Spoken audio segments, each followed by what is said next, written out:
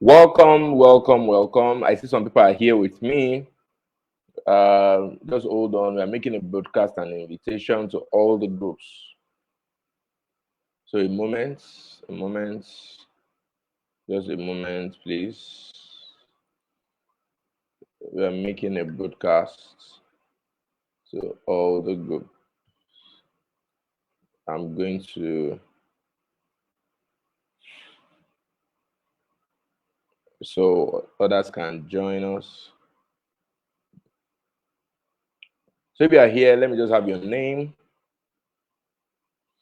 I want to send an invite to our speaker tonight, that she can get this too.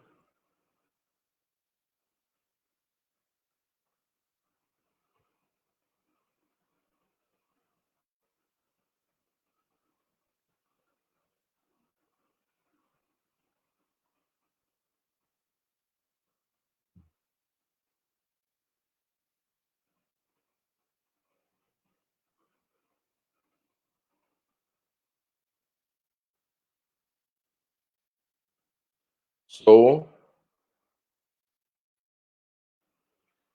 all right, you're welcome. So you just hold on a little bit. I'm mailing everybody so that they can come up live. So it's 7 right on the dot. But we're trying to, get everybody to be here by sending a notification into all the groups. The status. We put it on the status too. By sending a notification into all the groups and the status. So just hold on a little bit so that others can join. So good evening, everybody. You're welcome to the Blueprints. And my name is Falo Intinolua Sheon. I'm also known as Teacher IT. And we're going to be having, I guess, speaker join us in a few moments now. But before that, I will introduce her, then we shall be able to get started. So please confirm if you can hear me in the comment. Let me know where you're joining us from. I can see some people are showing up live now. That's good. That's good. All right. So let me know where are you joining us from so that I can be able to follow what is going on. Some people are live. Thank you. I can't see comment yet. I can see 8 people watching now, and I can't see comment yet. Can you let me know where you are joining us from? Good evening, everyone. You're welcome. Let me know where you're joining us from in the comments. We're still sending invite to everybody so that they can all be here live. They can all be here live. All right. Okay. Thank you for being a part of our Blueprints 2021, the 3rd version. All right. Okay. Fantastic. I can see people joining live. Just a bit more as we mail all our participants to be a part of this so that we have a full house. All right. Okay. Thank you for being a part. I'm here to see comments. I feel so lonely here. I feel so lonely here. All right, please. Can we? Oh, fantastic. Joining from Uyo. Wow. Thank you. Joining from Niger States. Oh, that's me, not Niger State. Great to have you. Great to have you. Please let me know where you're joining us from. Let me know in the comments where you're joining us from. We have a lot of people joining us from right and left. Happy Independence, everyone. Happy Independence, everyone. You're welcome. You're welcome. You're welcome. Joining from Lagos State. Hold on. I'll soon be able to. I'll soon be able to mention our names. I'm still I'm still trying to get everybody to come up live. Thank you. Please let me know where you're joining us from. I will I'll be able to acknowledge every one of us as coming in. Thank you. Yes, we'll soon be done with everyone so that I guess speaker is here already. She's here already. All right. So okay, joining from UK, from Benin City, from Ibadan. Ibadan. A happy independence, everyone. Right. I hope we get to have the Nigeria of our dreams, but the Nigeria of our dreams can be created uh, by all our contributions, the ones we are doing already, and make it better. Ruth from Abia State, thank you. Thank you for joining. We are still mailing everyone. We are still mailing everyone. A whole lot of groups. All right. Thank you for joining. So I'll be introducing our speaker shortly. Covenant Child Academy Lekki. Thank you, ma, for joining. Thank you, ma, for joining. I want to share I want to share this. Exactly. I want to share. Exactly. Yes. This is our speaker for tonight. She's our speaker for tonight, and she will be taking us on a journey. You can see it right beside the screen. You can see it right there. She'll be taking us on a journey tonight. Let me just read her profile a little as we welcome everyone. Then we can get her to come on stage. We're going to be having Mrs. Ajayi to have a time with us tonight. She's an evidence-based education entrepreneur and learning strategist, and she's very passionate about capacity development in the education and social development space. She believes that without a functional education framework and practice, nation building will be truncated. She's an experienced administrator, a business professional with over 20 years experience across several fields. She's competent in providing vision and leadership that is required to ensure a high quality of program delivery for all stakeholders. Our experiences in performance monitoring and improvement, business development, supply management, educational management, and training has helped to shape our skills. It has prepared for the work she's currently doing. These experiences have also helped her in different industries, including the education sector, coupled with others. Yes, she creates relevant connections for educators, showing teams a clear path to high performance. She's capable of auditing school practice, providing on-the-spot solution for sustainable development. She has a proven and verifiable track record of successfully managing resources and staff to improve educational services. Miss KK, as she's fondly called, does not just care about the business, she cares about the business owner. In our words, for me, it is not about your business. I care about you, the entrepreneur, and it is my joy to help you develop capacity in ways that make scaling your business a sustainable reality. Besides education, she's the founder of, am I going to pronounce his name right? Kavabi Facilitators Hub. I don't know the name. I hope I got it right. A content creation and new media management company. She also runs a Soundview Consulting. She runs Soundview Consulting, a business management consultancy firm, and she sits on the board of several organizations, including Beyond the Classroom Foundation, the Autism Awareness Foundation, and Sharing Life Africa. When she is not glued to a computer, either reviewing curriculum or catching up with clients and mentees or creating bespoke business solutions, she's reading romance novels or relaxing with a cookery show on Netflix. She's purpose-driven, a published author, a writer, a mentor, a sought-after speaker, and she's also a performance and positive work culture enthusiast. That's a brilliant profile. Good to have you. Before I bring her on board, I saw her on Instagram, and she's a very lively person, very lively person. I follow her videos, and I was, wow, looking at even me that I'm maybe way younger, and I'm like, I can't do some of these things she's doing. She's so lively, she's so involved with her creative process, and she will be speaking to us here tonight. I'm going to bring her on soon.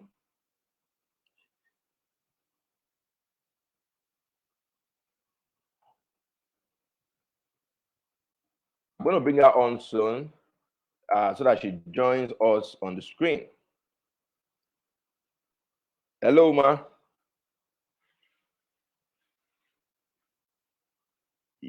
Your mic is muted.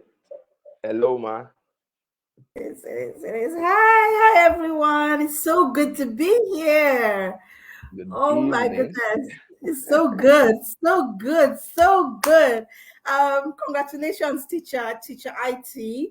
Exactly. You're doing fabulous work. I don't even know where you said I have energy. I think you have a lot of energy as well. I think you have a ton of energy as well. So I mean, Wow, wow. this is fantastic. To be honest with you, it's amazing being here with other educators, because I mean that's my joy, right? Being able to just share and have a conversation with other educators is always something that I find really uplifting. Really uplifting. Let's just leave it at that. Okay, so I'm going to send my slides to you All now. right. Okay. Yes, so that I can share. Although what I did was, because I mean, I've never used slides on this platform, but Okay. since you say I can't, yeah. So I mean, I have notes because I don't want to forget anything And today. This is so important. It's so important, right? I mean, the thing with us as educators is we love the work that we do. I mean, yes, you might be in it for money, you might be in it for clout, whatever the reason it is that you're in it for, it matters to you. And so it's really important that whatever it is that we're doing, we're able to put it out there so that the people we're called to can find us, right? And they just yeah, don't find us, they can actually connect with us, good up. with what we do, with why we do those things. So that's what is what we're here for today. So I'm going to be talking about school marketing and growth, right? But before we start, something I would like everybody who is live right now to do, if you could drop in the comment section, hi everyone who's telling me welcome, it's so good to be here, thank you so much. Can If you you see? could Can you drop, see the comments from your side, ma? Can yes you I see the can. comments? Oh, Yes, I lovely, can. lovely. All right, Yes, I all can. right. If you can drop in the comment section. So we're gonna look at. So for me, it's not just about talking, right? I find it very interesting that people come and they just talk, and then you leave that session and you are hyped up. But what can you do after that session? What are those things that you can begin to do in your schools from tomorrow, literally Saturday, to create the schools that you want, to create the marketing strategies that you want, to grow in the fashion that you want? For me, that's the most important, okay? And the way we're going to do it is to be really interactive. And I would love to also begin to look at your problems. What are the issues that we have, those little foxes that maybe might be spoiling the vines in our different schools, and the work that we're doing, we're not able to see it as much as we should, right? So what are those problems? What are those things that we want to fix? Okay. I was in Abuja, I believe it was 3 or 4 Saturdays Yeah, ago, and I shared about school marketing and growth. And I mean, some of the teachers, some of the school leaders there, because I had 2 sessions, one for teachers and one for leaders. And some of the teachers there, right, they didn't understand what I was talking about, because I said, look, marketing is not just for your school leader, it's also for you. But even some of the school leaders in the leadership session, they couldn't quite fully grasp the importance of some of the strategies that I was showing them. But the beautiful thing was, when we're done with that session, they had a plan of action, so that's what I want you to do today. So if you don't have a book or something that you use, please grab something that you're going to write in, okay? Because I will be asking you questions, and you're going to be doing things as well, okay? There's something called the Lean Business Model, Lean Canvas. We are going to use that. I mean, we might not be able to use it fully today, but we're going to start using some of the elements in it to create our school marketing and growth plan. All right. So if there are questions that you already have concerning school marketing, what is school marketing? How do I market my school? How do I grow my creche? How do I grow my primary? How do I make people know me? Please drop it in the comment section so that I can also begin to look at those questions and plug in the answers, plug in the solutions, and task you, because I will task you to begin to do some of the work as well, because that's your job, right? It's your school. Much as I have energy, like teacher IT said, but I cannot be in every school at the same time. So I really want you to begin to look at your own school systems as well. So we're going to be looking at school marketing, and I put together slides because some people like to take a look at slides when they're speaking. As you know, most of us here are educators, right? So we have the visual learners who need a bit of help with they want to see something. We have those who can, once they're listening to my voice, my video can even be off and they're okay, they can hear. And then we have the kinesthetic people who like to do stuff. So I'm going to embed these three major learning profiles into this session today. So the first thing I want to ask you is, what is your objective for school marketing? So that's the first question. If I can see some answers in the comment section, that would be great. Why do you want to market your school? Why do you want to market your services, right? So I want to see it in the comment section. Hello, you coming in, Juliet from Calabar, Ugo, Fumi from Abuja, and I was in Abuja. Why didn't I see you? The Montessori directress from Covenant Child Academy, somebody from Ikotung, fabulous. I'm seeing so many beautiful people. Please type in the comment section. All right, I can see brand awareness. Okay, that's beautiful. So that's one reason why you want to market your school, brand awareness. Great. Are there any other reasons in there? Brand awareness is also what we call visibility, right? People should know that you exist. If I don't know that there is a Coke seller across the road, I might die of thirst because I don't know that that person is there. Fantastic. Population growth, great. The objective for marketing your school is to gain awareness and to grow enrollment. Fabulous. I love it. To increase the number of learners. Oh, I love it. I like that you didn't say the number of students. You said the number of learners. I thought that was beautiful. Okay, Pastor Kicks from Akwa Ibom, it's great to see you. Good evening, you from Benin. So I'm from Edo State. I lived and grew up in Benin. So now that I'm seeing somebody from Benin, I'm like, what? I have my fellow somebody here.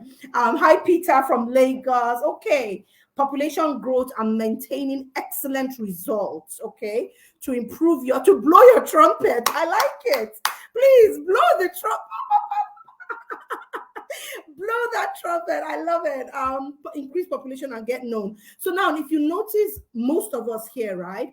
Most of the goals I've seen here are leaning towards brand awareness, leaning towards growth, right? Increase in numbers. So brand awareness and increase in numbers, those are the two objectives that I see here. Now, there's a model that I use. It's called OKR, okay? And I learned this when there's a book, I can't remember the name of the book now, but it's a strategy that is used by Google. It's also used by Harvard and used by one other establishment. I can't remember the name of it right now. What they do is, for every single thing they want to do in their establishments, they have an objective. That is why I said, what is your objective? They also have the K is your key actions, okay? K is for key actions. What is the key action you need to take to reach that objective, okay? That objective. And then R is for the results. Fantastic, great. So great. We have to make money. Okay. I like it. Yeah, we all want to make money to grow population and create awareness for increase. Fantastic. So you guys are great. So your objectives mostly are for increase in enrollment and for brand visibility or brand awareness. Now, what do you need to do? Okay. To get that, to grow your enrollment and to have your brand visibility. The objectives for both are very different, and the actions that you take for both are really different, okay? For brand awareness, there's something totally different you do to get and getting enrollment are totally different. So a lot of times we confuse this. We might be saying, I want people to know my school, but in saying I want people to know my school, we might be thinking about the result to be what? Business growth, getting more students, getting more enrollment. So you need to be very clear. And that's the beginning of any marketing. Before you start any marketing campaign, you must say to yourself, why do I want to start this marketing campaign? Let me give an example. Why you need to do this is akin to somebody who, I can draw an analogy here and say, somebody who wants to get married, for example, is not the first man or woman you see on the road that you say no to, or you say yes to, or you give a ring. It doesn't happen that way, right? You spend time getting to know the person, right? You spend time telling the person that, babe, na me, I want to take care of you. On my ego now for you, chop my money. You kind of do those kind of things, right? What are you trying to do? You're trying to build trust. Okay? First of all, from awareness, and then you're building trust. Because the more I see you, the more you call me, the more you send me a text message, send me an email, the more I see you, the more I say, this Covenant School, I need to find out what they're about. I've been seeing Peter. Who is Peter? Right? And you want to know them. You want to know if they're consistent, right? And then for you, when you now know that they're consistent, you can now say, I can marry this person. It'd be like wife material, it'd be like husband material, right? And that informs whether you're going to say yes or you're going to give them a ring. Either way, whatever it is that you want to do, really. But it starts from you doing what? Getting to know the person. That getting to know you is brand awareness, okay? That's you putting yourself out there. When people know you, they quickly move into the place of like you. That's why the brand journey, that's K, is called Know You, Like You, Trust You. So KLT. So write that down. Write OKR down and write KLT down. OKR and then KLT. O is objectives. K is your key actions. R is your results. And we will come back to that. It's like you're cooking meat. When you're cooking meat, you put it on the fire, you cover it, you leave it. So cover that one and leave it first, okay? And now we're going to come to KLT. KLT is the customer journey. Fantastic. Whoa, we have a scribe in the house. You are amazing. Mwah, chop kiss. OKR and KLT. KLT is the know you, like you, trust you factor. In any brand, the only reason why you guys are here today, when Teacher IT on an Independence evening, October 1st, he's like, guys, I got this training. The only reason why you came here is because you've known him. You've gotten to like him, and then you've gotten to trust him.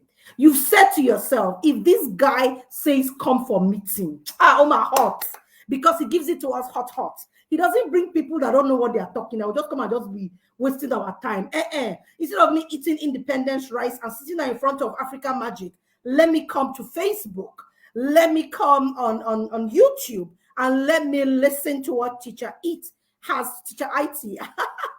for us today. That's why, and that's the same thing with your brand.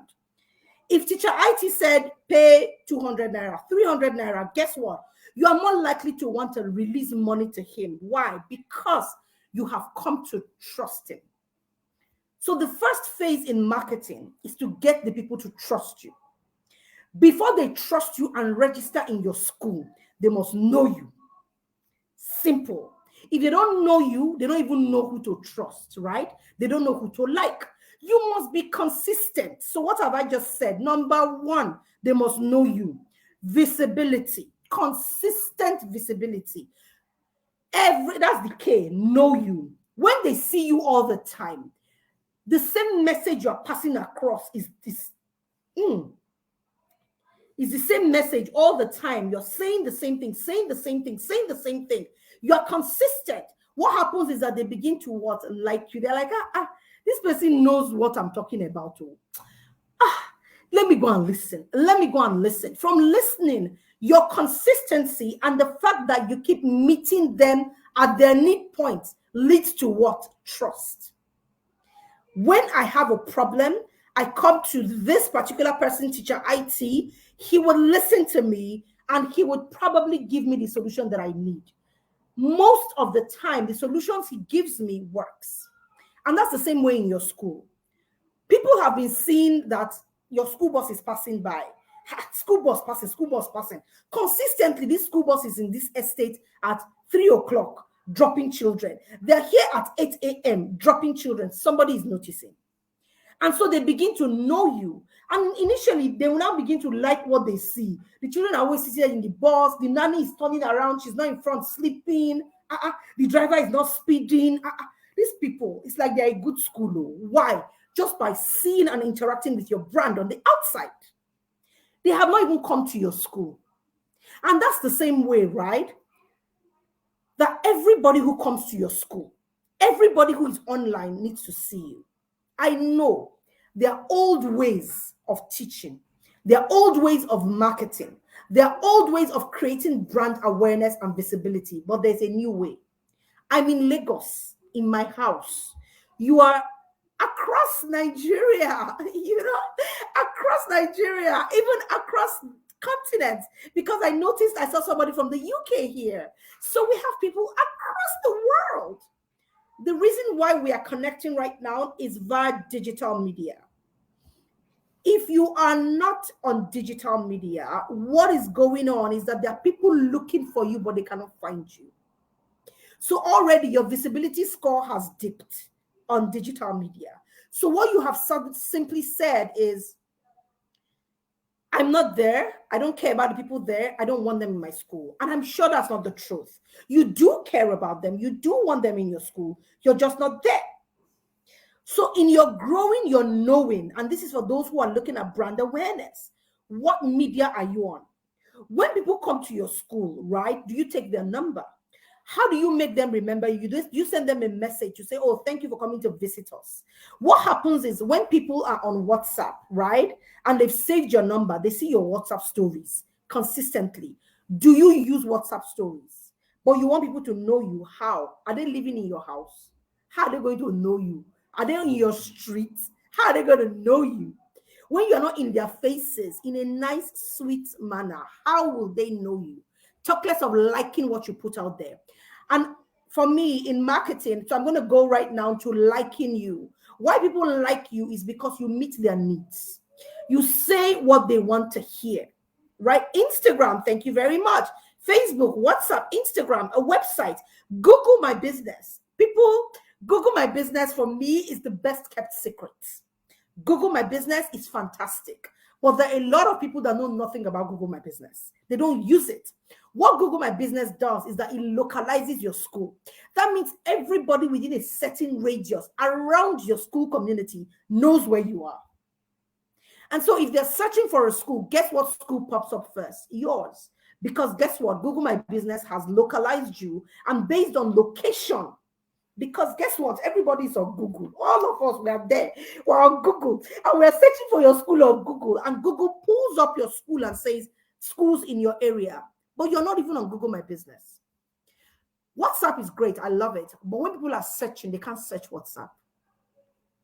Right? If I go and do a Google search, I cannot search for WhatsApp. It's not going to be there. So the only time I can see you on WhatsApp is if I've already interacted with you. But if I've not interacted with you, then you need to be somewhere where I can see you. So WhatsApp is fantastic, but it's limited based on initial interaction and contact. And so what you're looking at for where you don't have any interaction and contact is, of course, your website.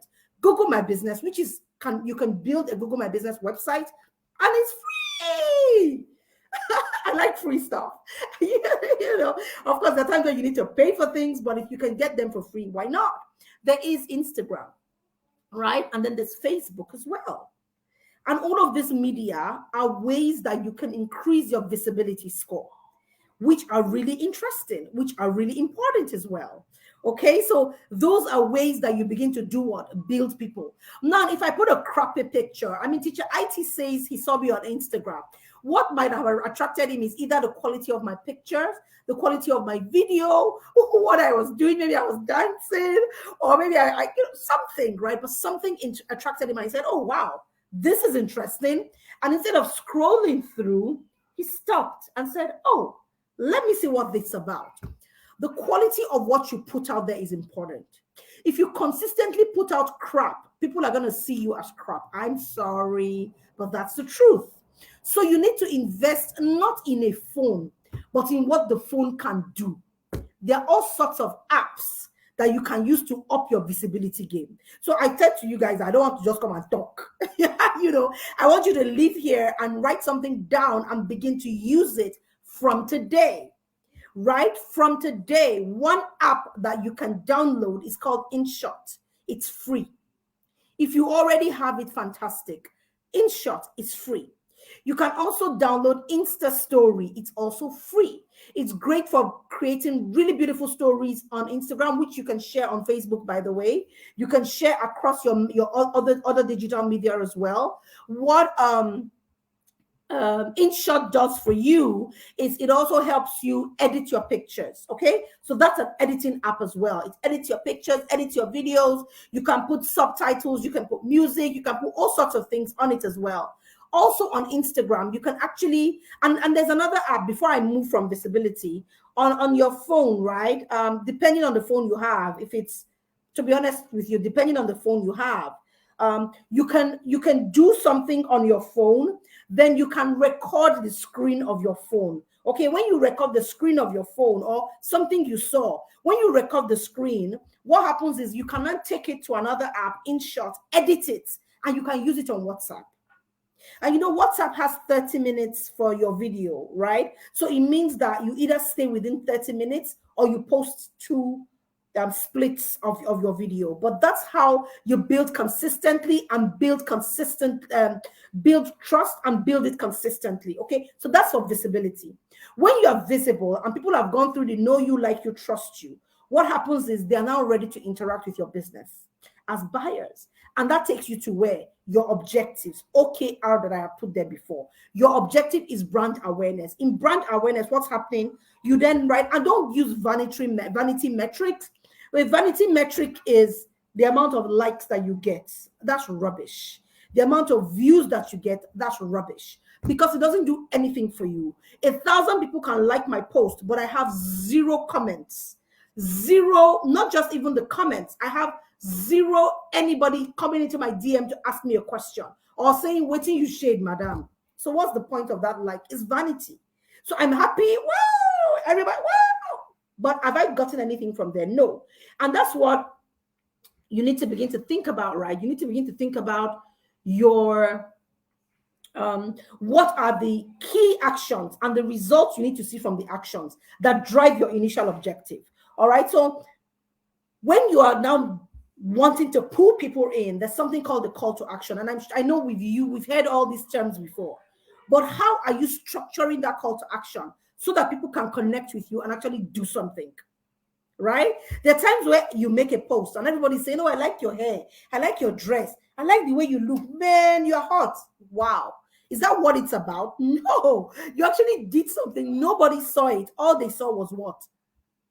You and all the other things that were on it that are really not important. And they're not connecting with what you want them to connect with. So what you need to begin to do at that time is say to yourself, my message is wrong. My copy is wrong. My entry is wrong. And what you can then, that's another app, a Facebook user. Just so you guys look at the comments as well. There's all sorts of stuff that is going on in there that is great for you, right? Back to what I was saying. So you then need to begin to say, what do I want people to do simply because they've done this, okay? And then what you can then do is, beyond just attracting the right comments, you need to be able to keep the people with you. Okay, that's something that is very important. And we will go into that in a minute, okay? So again, in OKR, in my objective, I have a training coming up in December. What do I want? What are the key actions that I need to take? First of all, I need to do a video. I need to do flyers. I need to create my copy. I need to create a landing page. I need to create a data collection page. All right? I need to automate my payments. These are all key actions that I need to take because of one thing that I want to do. But we put out as schools, we put out that beautiful flyer. And what do you want people to do? When people do what you want them to do, what happens on the back end? You need to have, it's like a bowl. You know, in church, when we pass across the offering, it needs to go somewhere. You need to have a collection bowl, okay? And that's extremely important. If not, people would click, would like it, but then they can't do anything because you haven't told them what to do and you haven't given them where to do it. And even when they do something, you're not tracking it. So I'm a very techie person, but I will try and just tone it down. Like he mentioned, I do a lot of, I have a new media firm that deals with technology solutions. So this is a big deal for me, right? School marketing the right way is a big deal for me. When you create a marketing campaign, set an objective, know exactly what it is that you want to do. And another problem that we have is that we set too many objectives. Our objectives are too broad. When we set objectives in my school, it could be that we want to grow the creche, and we could run growing the creche, not just on Instagram or on Facebook or on Google My Business. We do it across, even in person. So when people come and visit, we're talking about our creche, right? You could be hearing baby pictures, baby music, all sorts is going on. It's driving that thing that we want to do. And for that particular period, all our adverts, everything is directed at growing the creche, because that's where I have space. Data is a big deal in marketing. So you need to begin to ask yourself, the second thing I need you to begin to ask yourself, apart from what is my objective, is where do I want to grow in my school? Okay? And when you have made that resolution and said, this is where I want to grow, what are the key actions you need to put in place to grow that place? And then what are the results you want to see? These results tie in to every single key action that you have, right? So if, like I said, growing the creche is one objective that I have, I will then make sure that my baby pictures, I have a lot of pictures of the creche. I have words that mothers would want to hear, right? So my copy, right? Your copy is like your story, your copy is what you put out there for people to read. Okay, that's important. Sometimes you could have a script playing out, so you tell people in your creche, or when I walk in with my video, do this, do this, do this, and it's a script, but it doesn't look like it's a script because it's marketing, right? Everything in marketing is scripted. People just don't know that it's scripted, but it's scripted. Okay, so you need to begin to be more intentional about your scripting, and then you begin to let them, and you don't do it once and expect that it will work. It doesn't work that way. Okay, it's not the first girl you see a girl, first day you see a girl and tell her I want to marry you that she says yes. No, you spend some time, you spend some money. You know, you and I mean you value. Let me not say money. You spend value in ensuring that she sees you as the person that she wants to spend her life with, or the man as well, for example. You know, so it depends on whatever your objectives are. Okay, so you need to invest time in that thing. All right, and do it consistently over a period of time for you to begin to see results. Okay, that's why in business we say return on investment might not be instantaneous. Give it time. All right, but then you must do it consistently across the right channels. So ask yourself, where are new moms? And this is going into customer profiling. So that's another thing you need to do. Please write it down. Profile your customers. So who are the customers for the creche? When you are doing for a toddler class, for example, it depends on what your toddler classes are, the age group, or you're doing for primary one. So what are the kind of things a primary one parent wants to know? You need to put that into the writing that you put with your image or on your image, because guess what? They are seeing that and it needs to resonate with them. So you are living the pain point of your customer. If you cannot identify and leave the pain point of your customer, then you really might not be working in the way that you should. All right. Can we just pull up the slides so I can take a look at that? Yeah, thanks. So that's stress check. If you could go to the third slide, please. But how are we doing, guys? Are we listening? Are we good? Are we learning? If you've learned something already, please let me know in the comment section that you've learned something.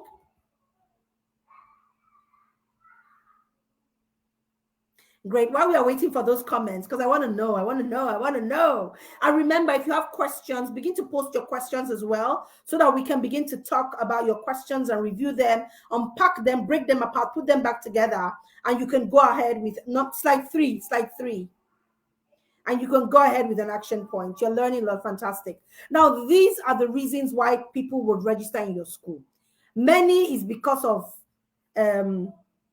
two. I beg your pardon. Perception and what other people say. Perception is emotional. What other people say is social proof. You must have these two. Okay? For a school, a lot of times, word of mouth is what sells in school. Word of mouth is what sells a lot of businesses, right? Also, when people come, how they see you is perception. Okay, a lot of times perception is tugging at the emotional strings. Okay, so you need to be very intentional. That's why I say you must be very intentional. Take a picture with a baby crying, and then somebody will be rubbing their back. All the intentionality. You don't craft them, chuka inside. Chuka inside, because you know it's going to tug at the heartstrings of a mom. Okay, fantastic. Thank you so much, Reke Njoku. Thank you, exactly. All right, so perception matters, and then what other people say matters, and that's social proof. Next slide. So you must begin to ask yourself, how do I get people to talk about my brand? How do I get people to relate with my brand such that it is, and you can give people questions, okay? And then you can crop their answers and put them on what? Your WhatsApp pages, your WhatsApp stories, your if you're doing it on Instagram, I always say put a picture first, and then your other slides can be, so use a carousel. All right, so the first slide is a really beautiful picture that you've edited, and when you're taking pictures, it's not just me you're taking a picture. My background is also important, right? A lot of times I go to schools because I audit schools' Instagram accounts. How do I get your existing? Okay, I love that question. I'm auditing their accounts, and they have a lovely picture in the front, but the back is so distracting. Oh my God, the picture, the walls are like this, the windows, the chairs are upside down. And I'm like, did they not see that? So you need to be careful, not just the picture you're taking, but everything else around, okay? Be careful with that. And when you're taking a picture, you need to have the light source behind you. So if this was a window behind me, I will stand behind it so that the light will shine on the place where I'm taking the picture. When the light shines directly on who you're taking the picture, it's so bright and it's so beautiful. All right, so you stand in such a way that you don't block it, but you don't put them in front of the window and then take a picture with you standing in front of the window. No, it doesn't work like that. That light needs to be on their faces, on their bodies. That's how it works. All right. So one of the focus that I wanted us to look at, and these are things that we've already talked about, the way to make people purchasing decisions, to get people to make purchasing decisions. Even you, right? You need to make purchasing decisions. So those ways that I just talked about, social proof and perceptions, gets people making those decisions. And then branding, of course, is winning the heart of people. The next slide, please. So you say, how do you get parents to talk about your brand? So you need to give people something to talk about for them to talk about it. Okay? Another way, and if you could just leave it on the slide, another way that you get people to talk about your brand, like I said, is to be intentional about it. So when we are asking questions, ma'am, how are you doing today? So when you came into the school and we responded to you, how did you feel about our responses? Let them answer you. Okay? Because it's not just about getting them to talk about you, it's also getting data. You want to get into the heads of the parents so that you can improve your systems as well. So marketing sometimes is a two-pronged approach. In marketing, you're speaking, all right? But you can only make a sale when you have listened. If speaking is not happening, listening will not happen. All right, so you are speaking, telling people about you, connecting them with your services, with your business, with your product.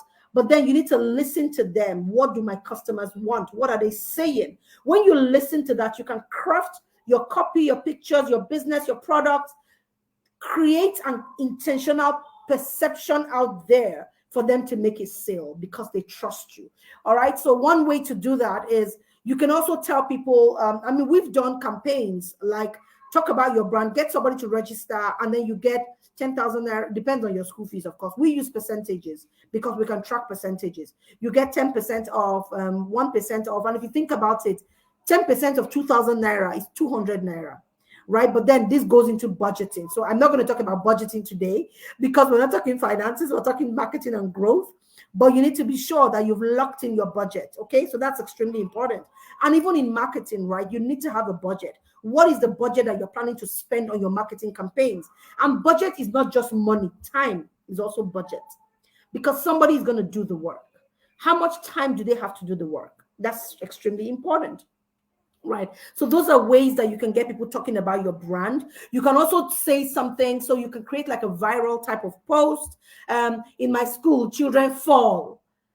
They fall on the playground. So the first post can be in my school, children fall. People would want, they fall in your school, and then you swipe. When you swipe, the next picture says they fall, but guess what? Somebody is always there to catch them.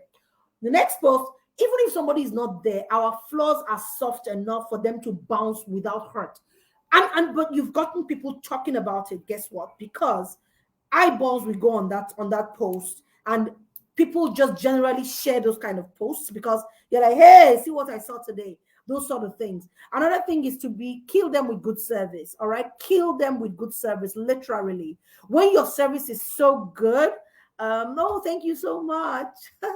Thank you. When your service is so good, guess what happens? People will talk about it.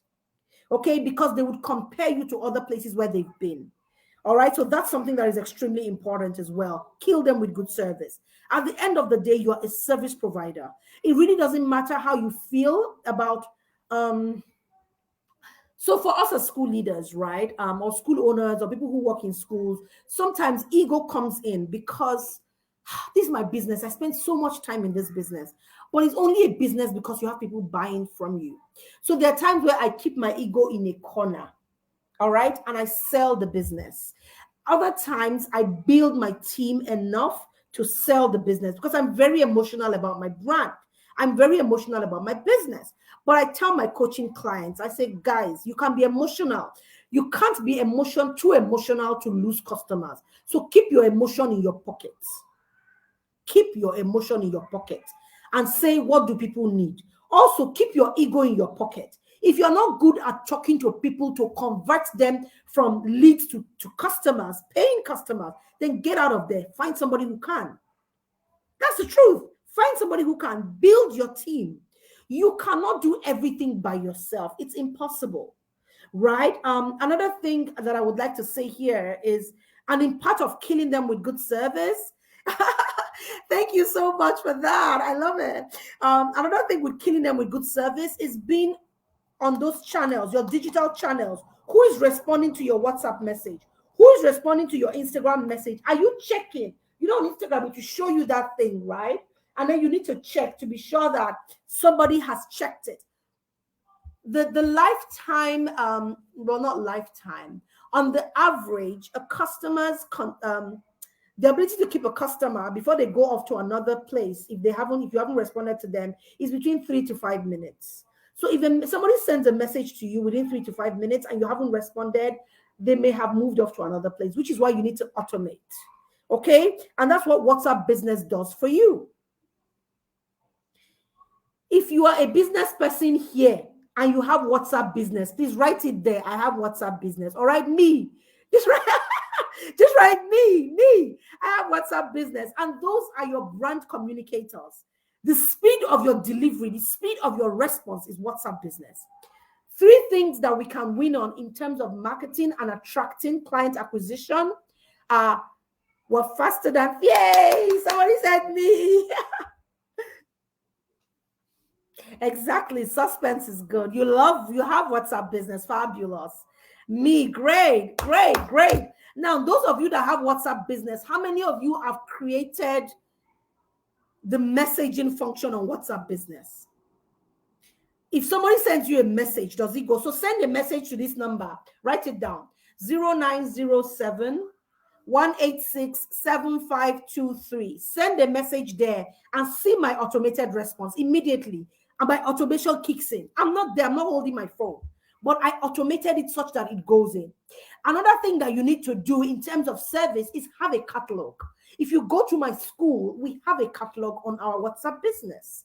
So even when people come and chat with us, the catalog icon is there. They click it, they see our school fees, they see what we do, it's cataloged. You don't need, we can be asleep and our WhatsApp business is responding to people because we have automated it. Same thing with your website, same thing with your Google My Business, same thing with your Facebook.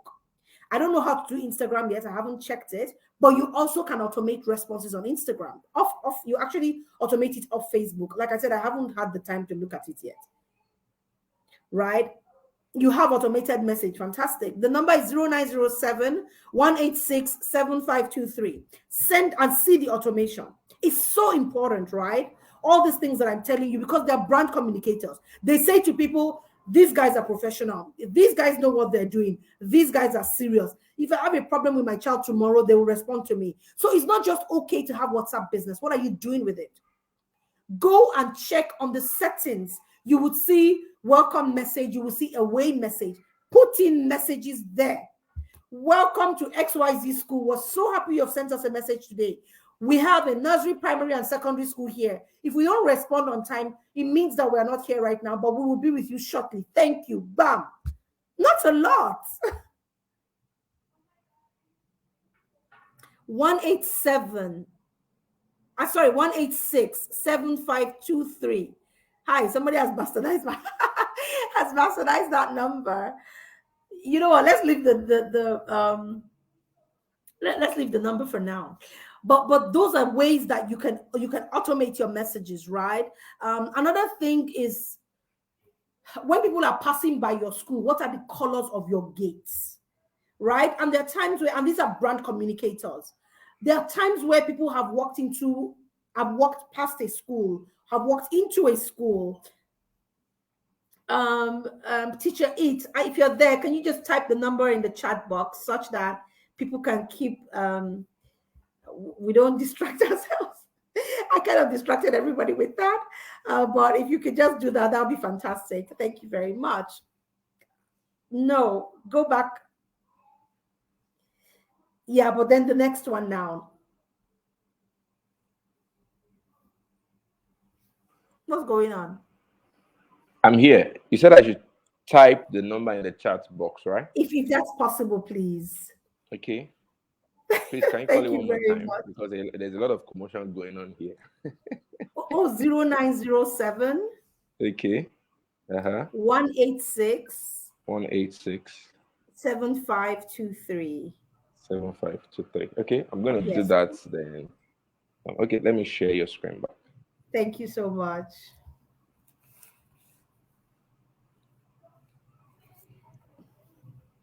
Fantastic. Can we, and what you do, right, is that last point there.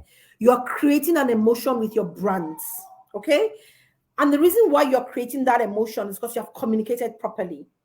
Your brand without a communication is just essence, but nobody sees the essence of your brand without you communicating the essence of your brand. It's so critical that you communicate the essence of your brand. Your logo is one way, and you know what? I tell people, don't choose a complicated logo. If first of all, the printer would almost kill your logo. There are some colors that printers cannot get in a jar. So when you put some kind of colors, they're like, yeah, this person. Even when you put some type, 0907 is the correct one. 0907. 0907. Thanks for asking that. Even when you put the wrong, and people are confused. Okay, so Teacher IT has just put the number on. So if you can just check his own, it's correct, right? So be careful with your communicators. Be careful with the branding. Your messaging, your font. Let me use unka. You type and post something on Instagram, and all the posts have different fonts, have different. What are you talking about? Some of them are like this, landscape, some are portraits, and it's all over the place. Your picture, your editing is all over the place. What's going on? Right? And so your communicators are unclear, and people are going to get a little confused about who you really are. So it's very important, right, that you're careful with your communicators. I was driving behind a school bus, and the light was dangling, and I said to myself, Why can't they just, and it's such an easy thing, just take the light and pop it back. It's the brake light that stays at the top of the box. Just pop it back. Even use sellotape, clear tape to tape it there. Who would know? But we leave it like that. And what you have communicated to people is that you don't pay attention to detail. And that's not you. So why are you communicating something that you're not? Right? If we can move to the next slide, I need to run now. Wow. Right? It's really important. And that goes to, how is your school perceived? We feel that the way we see our businesses is the way other people see them. No, sir. No, ma. People see them differently. That's why you need to ask that question, right? From time to time, do you send out, and if you can do this with Google Form, right? Google Form is another one that you can use. Send them a Google Form. How are we doing in this area? Rate us on a scale of 1 to 5. What do you think about this? Rate us on a scale. And don't ask too many questions. Remember, your objective is what you're driving at. Ask 3 to 5 questions so that within 2 minutes, they're done clicking. And send that out. If you don't know how people are perceiving you, then they likely may just have the wrong perception. Next slide, please. Fantastic. So no, you know what? Okay, so let's do this exercise very quickly before teacher IT will be like, Ms. KK, you need to go. Yeah. No. So let's do this imagination exercise. When you think about your old school, your secondary school, your university, your primary school, what and we can do one so that we don't spend a lot of time. What is an emotion that you get that comes into your heart, right? When I think about my secondary school, what emotion do I feel? Anger? Do I feel fear? Do I feel sad? Do I feel happy, elated, excited, depressed? Or your primary school or your university. Just type the emotion that you feel, and if you can use an adjective as well, and just type it in the comment section so that we can do this imagination exercise.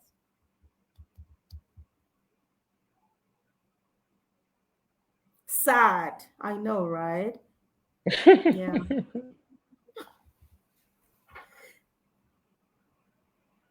Yeah. And that's why you need to know how people feel about you. Secondary school, anger. Somebody feels nothing. Another person feels anxious. Another person feels that it was fun. Right? And love, excitement, love of friends, excitement and happiness. So that's based on your friends. But how about the school itself? Right? So all that you can think about is your friends. Mixed feelings, primary happy, stress, unpleasant. Exactly. Now, how do you think your own students, your parents feel about your school? Unconcerned. Exactly. I know, right? Because you're like, I don't pass up. But it shouldn't be that way. You should have some emotion. So my secondary school is going to be 40 years old, and I'm excited about it. I mean, if I had to scale it up, my secondary school experience. So when I was in junior secondary, I was very unsure of myself, So I would give it 30, 70 being me really excited because, again, I had grown. I grew through the system. I enjoyed myself. I started to enjoy secondary school. I learned a lot more about myself. My teachers were fantastic.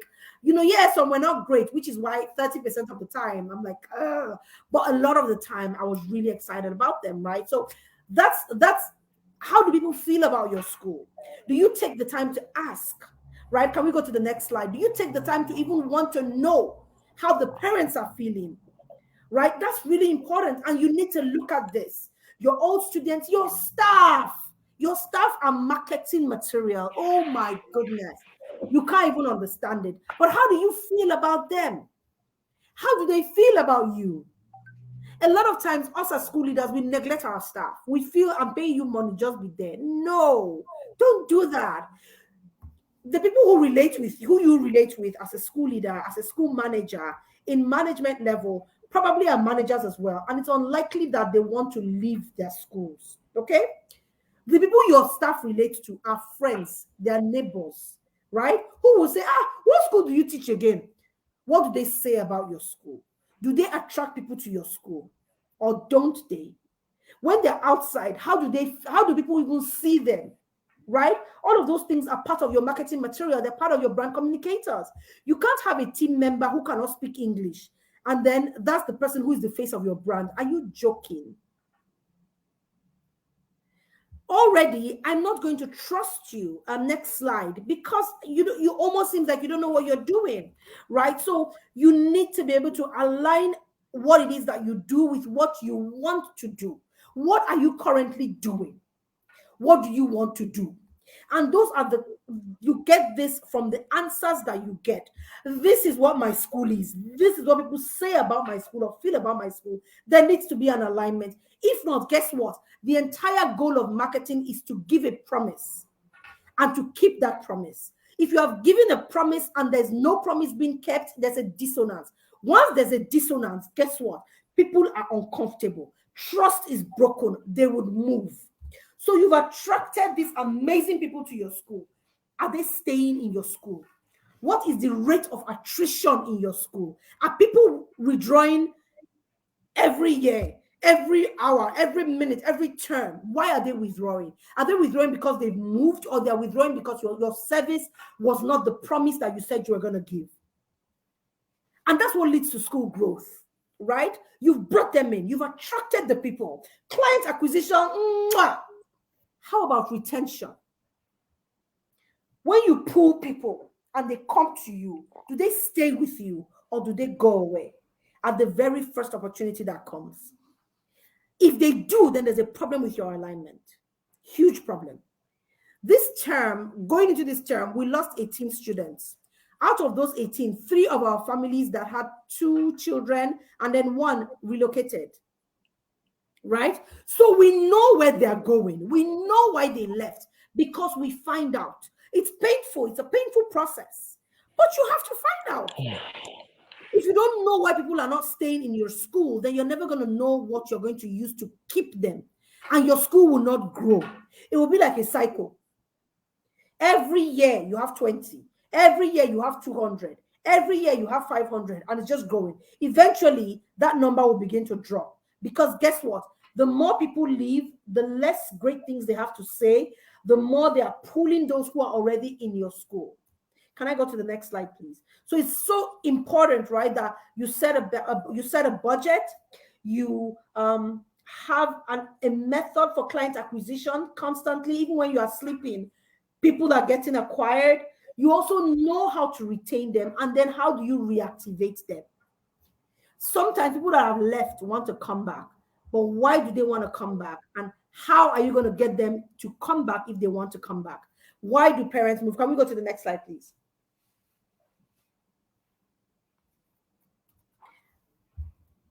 Now, you need to know why they leave. That's something that is very important. But this slide talks about actually looking at your target audience and finding your target audience.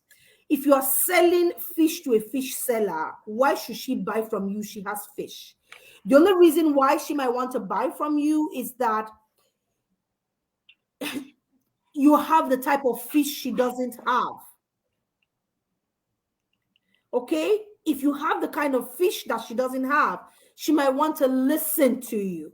But it's so extremely important that you know who your target audience are. One of my target audience are people who go to work very early and they close late. And one way that we reach them is that we're open early and we close later than most, and we have a school bus service. Your school bus is not just to carry children, it's to provide a solution. And you as a school needs to be able to see the solutions that you provide. If you think your school bus is just to carry children back and forth, you've missed it. Because when you're talking about your services and the solutions that you're giving to parents, you're never going to say things like, we have a school bus that ensures even when you need to leave early to go to work and you come back late, your child will be picked up from the comfort of your own home from your nanny, and we will drop them back to the comfort of your own home with your nanny safely. That's how you sell your service. That's how you sell your school. I have a parent. Okay, so before I go on to the parent that I just spoke with on yesterday, some parents leave for very flimsy reasons. Who should be responsible for the feedback, especially for parents who leave the school? Can the admin take this up? So And this is one reason why I like to coach school leaders. A lot of school leaders feel because they own the school, they should do the work all the time. No, you shouldn't. Get out of there. Why do you need to get out of there? You are emotionally attached to the school. What we call a flimsy reason is not a flimsy reason. Somebody has left because of that reason. But we call it flimsy because we are so emotionally attached to that school. And it doesn't make, for example, I had a parent who left. Why did she leave? And that's the only parent who really left because she was dissatisfied. And I wasn't bothered because when I thought about it, I said, that's such a flimsy reason. But my staff didn't think it was a flimsy reason. And they are fixing that reason now. She left because we served moi moi as lunch. She said for her, moi moi is a snack. Now, why should we serve moi moi as lunch? I know, right? I mean, I'm sure some of you are like, what? That was her reason. That moi moi is a snack. And we said, no, ma, moi moi is not a snack. It's food. We give them 2 moi moi. There's egg in the moi moi. There's fish in the moi moi. And they have cassava grits as well, which is gari. So it's a full meal. And she said, no. So I looked at it and I was like, you know what? I don't want to know. And I walked away from the meeting that they were having. But they sat down and they started to deal with how they needed to package the school lunch and explain it to school lunch buyers. Because if somebody left because of school lunch, for them, it was a big deal. But that's their job, right? So us as school leaders in marketing, right, and in client retention, don't take center stage. Even when parents ask to see me, a lot of times my team will say, we can help you. Let us work with you. If they find, and they will tell me, okay, this person wants to see you, but we are trying to see how we can solve it. Because I have tons of things that I do. I don't necessarily want to sit down with the parents, right? I run a coaching session, a full-fledged coaching session. I run school clinics where I go to schools and I sort out their problems. There's stuff that I do. So if I have to sit in my school, then how do I do those things? So I've trained my team, built them up to do their job. And they're hired to do a job. Why am I paying them salary if I'm going to be doing the work? Right? So I trust them. I let them know that I trust them. And they do a good job, a very good job. Right? And that's, for me, is important, right? And so it's the administrative responsibility to find out. And you are not necessarily admin, right? So let admin call and say, oh, you left. We haven't seen you. What's going on? Please give us feedback. Let us know what is going on to improve our services. So they don't pick your call. Send them a message. Send them an email. How is your child settling in your old school? Let us know. We were happy to help. Eventually, they'll respond. Eventually, they'll respond. All right. So straight directly to the question, it is the administrative responsibility. You must have somebody who is the admin in charge. So it depends on the size of your school. And for us, for example, our admin, our responsibilities are very interwoven. There's a school administrator, and then there's the academic lead. Sometimes the academic lead is the one that calls the parent and says, oh, I haven't seen your child in school. What's going on? And because it's not admin, they would open up to the academic lead, right? So find a member of your admin team who has a nice voice, a nice disposition, who is very patient, and have them do that job, okay? So again, when you are hiring, and I know this is not about hiring, I'm sorry, Teacher IT, but when you are hiring, you need to be very mindful of who you are hiring, why you are hiring them, and the different, how do I explain it? Roles that they're going to be playing, right? Such that those that don't have the characteristics that they should, you can find a way to develop it in them, okay? So I wanted to drop that in there. So that's very important. So know who your school is, all right? That's really important. What is your unique selling point? I asked a school leader one day, we're in a session, I think I had about 10 school leaders I was working with in that particular session. And we were defining school value system. That's what we're defining in that particular session. And the roles I just said, oh my goodness. I talked about, oh God, so I'm just talking off the top of my head. We talked about the academic, the administrator. We talked about the academic lead. So you can't help it when parents leave because of tuition increase. But I'll come back to that question shortly. So we talked about the academic lead. We talked about the administrator, who is the academic lead is in charge of things, most things academics. The admin is most things marketing, customer service, finance, communication, so that. And then within the admin lead, we have somebody who is directly in charge of admissions, customer service, parent welfare. We have that person. We have another person who's in charge of facilities, so making sure that when you walk into the school from the gate men are wearing what they should wear, they're speaking what they should say, that area is clean, the flowers are looking happy, the front door and the front office is welcoming. So there's somebody who deals with facilities. There's another person who then deals with so she deals with communication a lot as well, because we do a lot of communication. And then she also deals with handling our social media channels, our LinkedIn, our Facebook, right? So we kind of have those responsibilities. Anybody can do the job, but these people those are their core responsibilities. So those are some of the things that we do in admin in terms of school marketing and retention. So customer acquisition and customer retention. All right. So can you help it? You can't help it. But I would say everything is a dance, right? Before I start to dance, I must have chosen the song. Before I choose the song, I'm usually in a mood. So depending on the kind of mood, if I want to dance to my ego now for you, hey, I'll look for that kind of song. You see what I'm saying, people? So depending on if I want to groove, I groove. If it's blues, I blues, you know. So depending on what I want to do, I find the song. Before you increase fees, what have you said? And that's part of client retention. All right, so that's why I'm going to talk about this. What have you done before you increased fees? Did you just wake up one morning and increase fees? Or have you started talking to the parents? For example, diesel has just gone to 306 naira. We budgeted diesel at, I think our budget was 390 or 395. I'm not 100% sure right now, but that was our budget for diesel. Fuel has also increased because I don't know what's happening in Lagos, but the traffic is mad. Food stuff has increased. Even the one we go in our backyard, they say it's $1. Everything has increased. Gas is now what? 7,000 naira, 6,800. So that has increased as well. So many things have increased. And we haven't increased school fees for the past, I think, 4 years.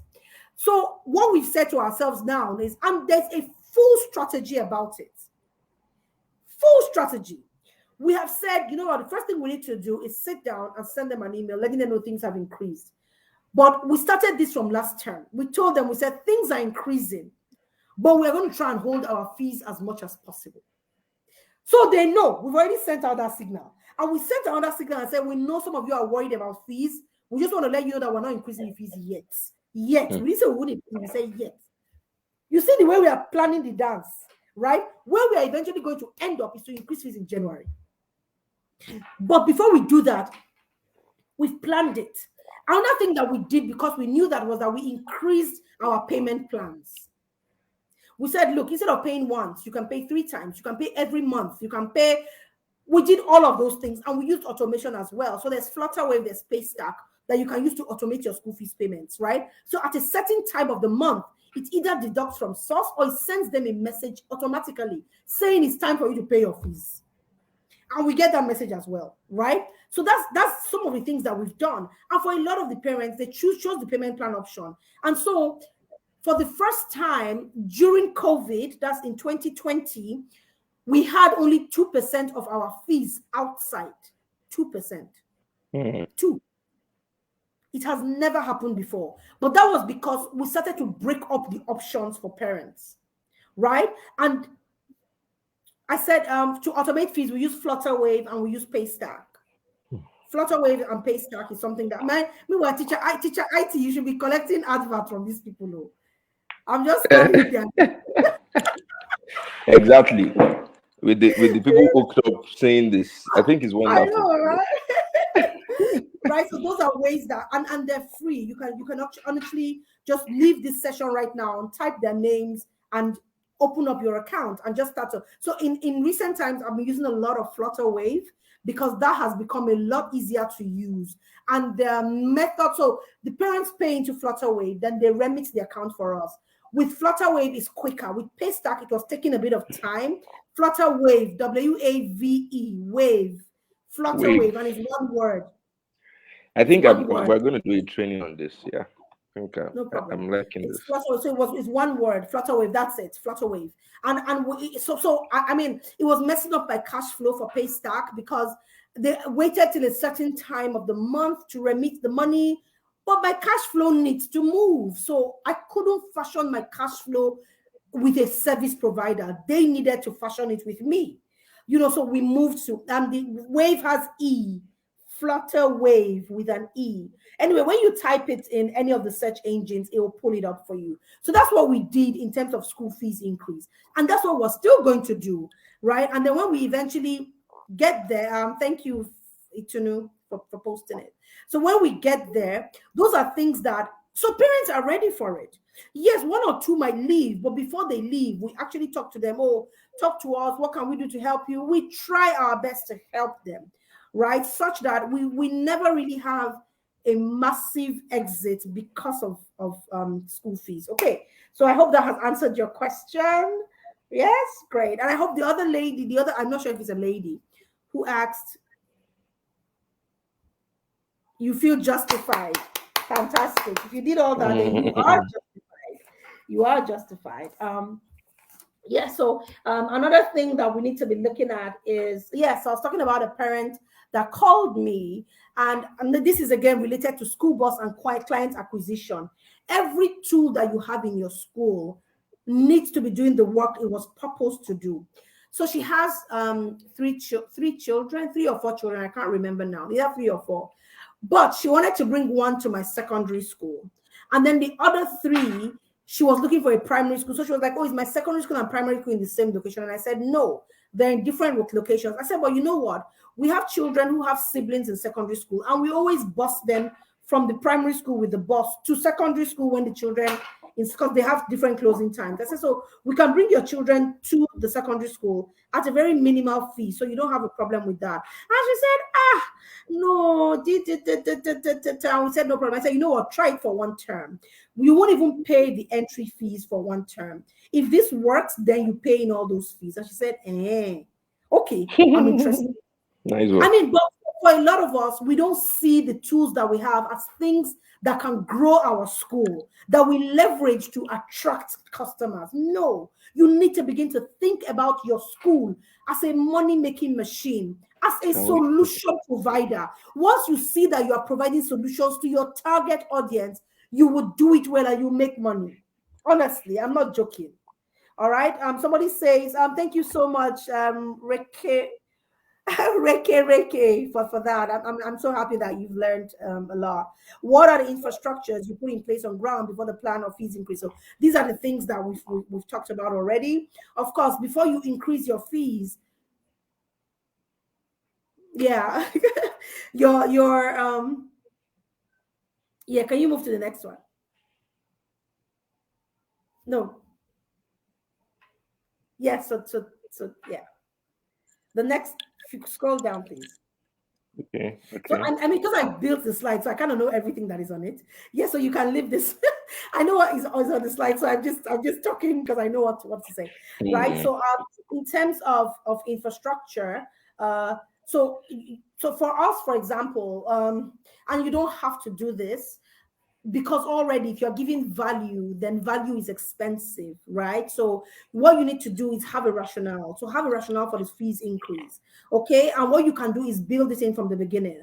There's some schools that I've worked with that have told the parents from the beginning that every term expect no less than a 10% increase. Sorry, every school year. And so every school year, parents are expecting a 10% increase at least. And you can build that in from the beginning, all right? Or you can build that in from now, and that takes care of what? Inflation generally, which would typically happen in the economy. All right. Another thing that you can't decide to do is, so it's difficult for you to say you're going to buy a whiteboard, buy this, buy that. But what I would just say is, look at your entire value chain, end to end of your value chain of products or service, and what are the value chain areas that are the most visible to your parents. When you know those areas that are the most visible to your parents, you can optimize those areas, okay? Which is why kill them with good service always matters. So, for example, the sort of homework that is going home. When you up the quality of homework, you don't send homework and the book is like, the paper is bent, the photocopy is so ugly, even the parent cannot see it, talk less of a child. When you send home messages, it's written with all sorts of errors, right? When they send a message, you're not responding on time. So all of those things make them say, and they say they want to increase school fees. They're joking. They're jokers because they're not seeing what they're even paying for right now. Okay, so that's important. But if you have a bit of capital, then by all means, buy a chair, paint a wall, do something to make your school look, more beautiful, or make them feel like they're paying for something that you just did. And then that way you can increase fees. But I don't like to normally recommend that, because there are times where you really cannot do anything like that because you just don't have the money. You cannot borrow money on fees that you have not increased, because what then happens is if people leave, then that's a problem, because you can't even now pay back the loan. You actually increase fees for new. That's fantastic. That's what I did as well this term. We increased fees for children moving from junior school to senior school, and every new enrollment for my secondary school. But we didn't touch the fees for the children who had been in the school. No. People who were moving from year 9 to year 10 got a fee increase. People coming into year 7 got a free increase. New children into the school got a free increase. Everybody else paid the normal fees. So that's fantastic. Just make sure that you have a budget and you've worked it in, because that's what and we're not talking budgeting today, so I don't want to go too much into budget. But that's something that we did, right? We actually worked it into our budget, worked into our cash flow from September to August, and we saw that we were fine, factored in salary increases, factored in all sorts of things, dropped our current number. So, for example, if our number was 200, we dropped our number to like 180, even though we knew that it was not going to be 180, just so that we were sure that it worked. So that's a way that you do budget, just to be sure that you have a cushion at the end of the day. How do you help parents to leave because their mates? How do you help parents who leave because his mates made jest of him that only maths is good at? Okay, so first of all, that's a classroom management problem, and it shouldn't be happening in any school, right? But even then, if they left, something you should talk with the parents about is the fact that, first of all, you had a teacher in place, and the teacher was on top of the situation, right?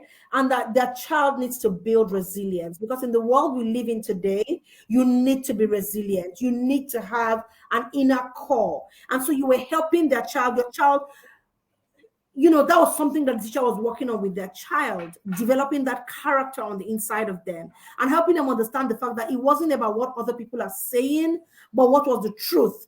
And that their child needs to understand that math is a strength, and that is okay, right? And then show the parent that your child is good at other things. Because if that goes out about your school, then potentially it's not a great feedback, right? So show the parent and say, your child is great at all these other things, but they're really fantastic at mathematics. So we're trying to build an all-round child, but that's not the reason to leave. So see, and if you play your cards really well, they may come back.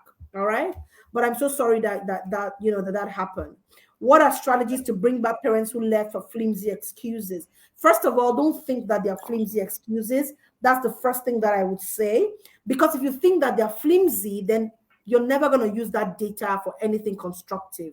So let me give an example.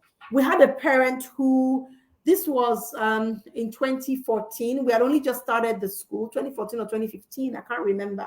We had just started the school. We were about 2 or 3 years old. And in our creche, you know the way children are. 2 children were playing. There was a teacher, there was circle time.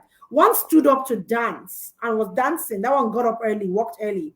Then the second one wanted to get up and tried to use the first child who was dancing to get up. And of course, that's a disaster, right? But you know how quick these things are. So before the teacher got up to grab them, the second one who was standing had fallen and hit his head. He had a cut. In fact, when the parent came, they met all of us crying. We cried because we had to stitch the wound. It was terrible. Wow. I can't even about that. It was terrible. That was the worst experience of my life with other people's children. I cried, the school teacher cried, the school nurse cried, everybody was crying, to be honest with you. And when the mother came and saw us crying, even the father, they didn't know what to say. But we were honest with them from the very beginning that this is what happened, this is how it happened. We wouldn't release the name of the other child because they were toddlers. These children were under 1 year old. They were babies.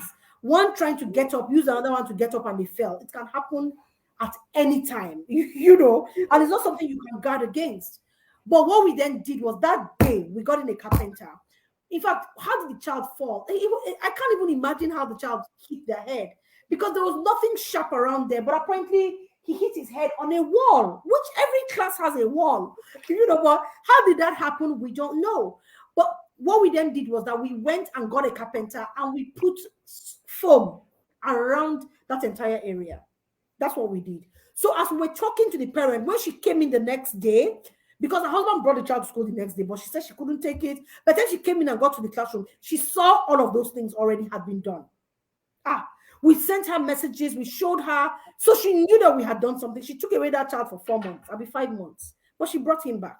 One day, we're so shocked. We're like, she came. She said, that she sees all that we've done. We never stopped sending them messages, right? To let them know that we had sought out the things that they gave for their reason. And that wasn't a flimsy reason, but I would say don't use flimsy reason because it's a mindset. Once you have a mindset regarding parent complaints, it's difficult for you to take that data and do something with it. Sit down and say to yourself, how many parents have actually given this reason? Okay? As their reason for leaving. If you find that you have more than 2 parents that have complained about the same thing, then trust me, many more are not happy about it. But they're just not talking. All right. So you need to sort out that reason quickly so it doesn't become a permanent problem that you're looking at as something that is unimportant, right? And then what you then do is fix it or come out. And again, I would say not you, well, depending on the rate at which that problem has affected people, you, the school leader, might, and there are times where I send a voice note. Okay. There are times where they type the letter, I sign my name on it. But there are times where I actually send a voice note and the school then sends out that voice note via WhatsApp or via email to our parents, okay? Just let them know that you are on top of the situation, you know what is going on, and you're fixing it. Send it to them. People just want to know that you see them as an individual. People like that exclusivity. People like that, they know me in my child's school. Give it to them. It doesn't hurt you. It doesn't do a lot from you to do it. Solve the problem. Because if one person, like I mentioned, didn't like it, somebody else might not like it. But you taking away that reason makes that reason is no longer there, right? So that means that your client retention strategies are stronger. Okay, so that should help. What are the unique selling points a school must have? So again, it depends on your audience, okay? I like to call it your unique service performance, okay? Your unique service performance. What is that service that you are giving and how can you optimize it such that you do it consistently? And it depends on your parents. So where my school is, people like to do we used to go to the abroad. We're great. They like to do things like that in where my school is. So you have to package, you know. But at the end of the day, we're a school, and I let them know we're a school. Academics is important to us, right? And so there are things that you need to be able to define. What is your promise? What are those things that your parents want? What are they always complaining about? If they're complaining about something, then guess what? There's a promise not being kept. There's a promise being broken, or there's a perception that needs to be corrected, right? So, so one thing, for example, I would say in the school is customer services is really important. Secondly, you need to be able to tell them that so technology these days is a big deal for a lot of parents. So how do you incorporate technology into the children's learning? Another thing is discipline. How do you discipline students? What sort of level are your teachers? What sort of curriculum? But for me, the curriculum debate is one that I don't like to get into, but parents like it. So I would say always put in not just the subject curriculum, but pedagogy as well is something that you want to talk about as your unique selling proposition. But beyond that, right, I say have a positioning statement, and your positioning statement states clearly who you are. Personally, right, my positioning statement is to bridge the gap between education and employability. That's my positioning statement, because I see that there's a problem between the way we are educating students and what people want in the workplace. I want to bridge that gap. But that's me personally. So when I'm talking with school leaders, talking with parents, talking with anybody, anywhere I am, that's what I'm talking about. Employability. How, if you have employed the wrong person, how do you make them the right person? So those are things that I do, right? So what is your unique selling proposition in your school? What should people remember about you?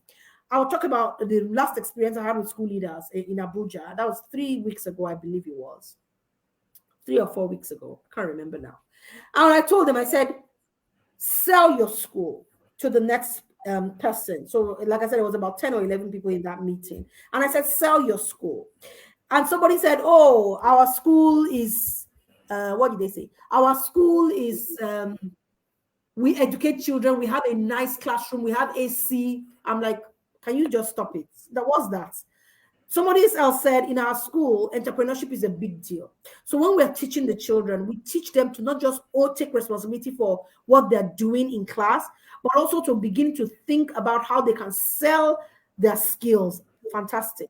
That's great, because that's where the world is going. Somebody else said, in our school, we include not just teaching, but teaching with technology, such that the children who have an understand. I mean, and that's what's happening. Right? So is it on this slide? Scroll down. Yeah, this. Okay. Yeah, so your brand, that's your brand. So you can leave it at differentiators, number 5. And so that's something that you can do, right? You need to be able to talk about what you do and how that affects their child in the future.